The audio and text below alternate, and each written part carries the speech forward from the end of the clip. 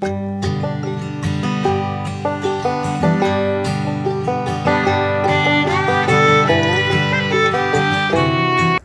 beautiful friends, welcome back to the channel. So today we have a task to do, and it's an important task. So let's go on ahead, get this video started right now. Okay, so we are officially well into November, and that means that we have some pruning tasks that need to be accomplished here on the urban homestead. Now, pruning is really important, and this is actually a very, very valuable thing that happens this time of year, because if you look out in nature, you will notice, well, leaves and sticks and limbs and all kinds of just different bio-life sitting on top of the soil that naturally occurs from what falls from the trees. However, in this kind of an environment, obviously, I don't have a lot of trees over the top of my garden beds. If I did, I wouldn't have tomatoes and peppers and things that love that full sun growing really, really well during the summer months.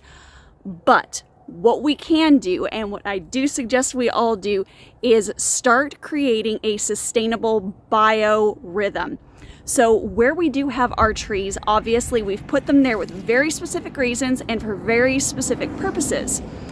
But what we can do is during this time when we're pruning things, we can save all of those leaves and limbs and use them in two ways on an urban homestead.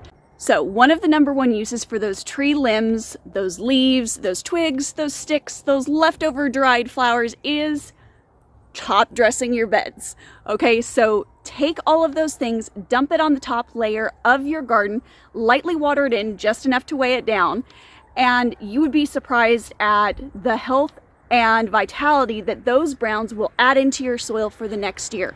Not only that, if you are somebody who is planting things like beets, turnips, rutabagas, carrots, all of those lovely fall and winter veg things, having those leaves on top is also going to add an extra layer of protection for those little baby plants that are coming up right now. If you are somebody who has a worm farm, or maybe like me, you have multiple worm farms. Right now we're sitting at 7 worm farms, and there's a very strong possibility that we're going to end up with 8 to 9 of them very soon, which is awesome. But what you can do is you can save all of those twigs, leaves, branches, break them down into smaller bits, and then you can put them as your browns into your worm farm to help feed them, which will help feed your garden in the long run. So those are just some basic, really, really simple ideas that you can do with all of those brown, crispy things that you've got growing around on your little urban homestead. Don't waste them. We're looking to do our best to create a sustainable agricultural system, and believe me, saving those browns is going to add up. Also, in case you didn't know this, if your husband's mowing the lawn, save the lawn clippings, because you can do the exact same thing once they get extra crispy. Just saying.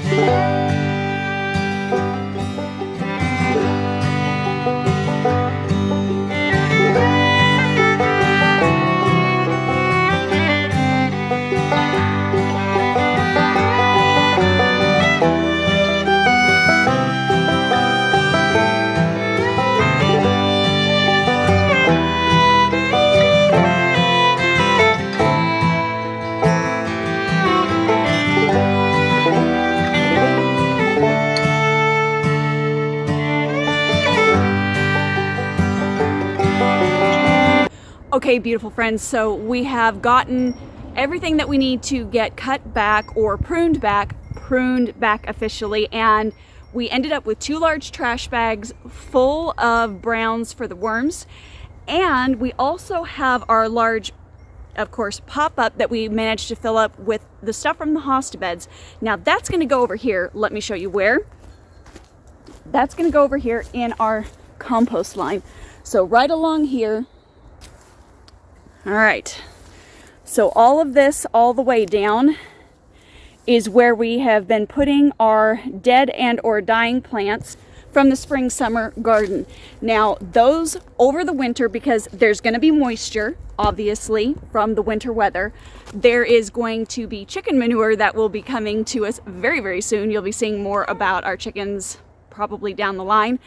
And then just the general warmth from the sun is going to make that a perfect compost mulch texture to top dress the garden beds come the spring. If you have any more questions about pruning or composting, top dressing your garden beds in the fall, spring, summer, whatever time it is, go on ahead, drop them down below. I'd love to hear from you.